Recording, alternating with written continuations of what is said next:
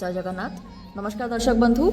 आज हूँ पवित्र पावन पणा संक्रांति बा महाविश्व संक्रांति, जहाँ आम समग्र ओडिया जाति मिसिकी ओडिया नववर्ष रूप में पालन करूँ।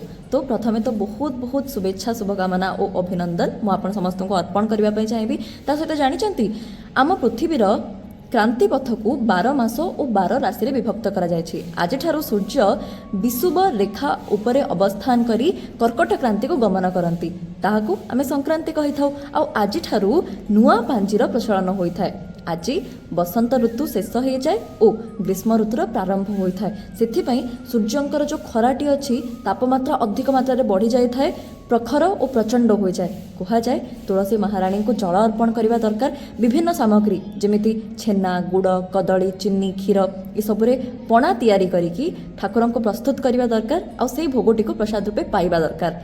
धन्यवाद। जय जगन्नाथ।